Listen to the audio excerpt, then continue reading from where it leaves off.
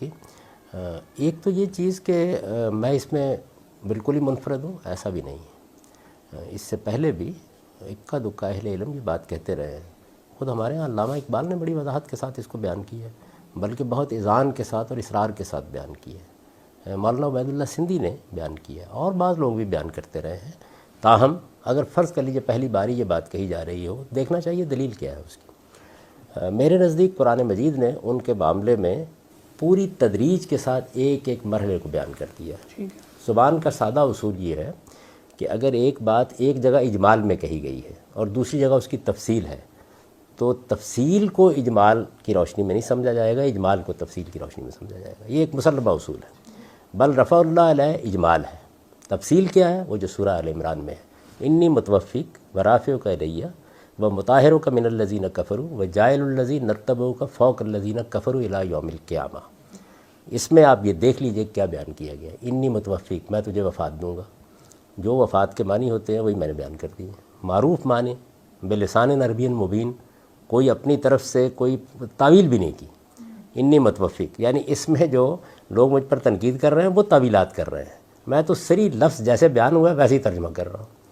انی متوفق، میں تجھے وفات دوں گا، ورافعک الیہ۔ وفات کا ترجمہ تو قرآن مجید کے بعض آیات میں وفات نہیں ہے، موت نہیں ہوا، کرینہ چاہیے ہوتا ہے۔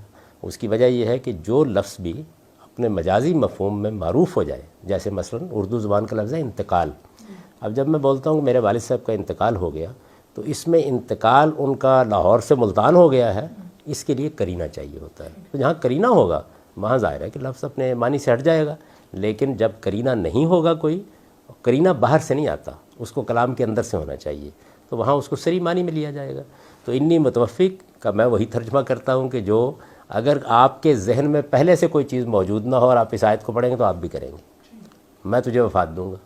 ورافعک الیہ، جب وفات کے بعد کہا جائے کہ اٹھا لے جاؤں گا، تو ظاہر بات ہے کہ پھر وفات کے بعد ہی اٹھا لے جانے پر اس کا عمل کیا جائے گا۔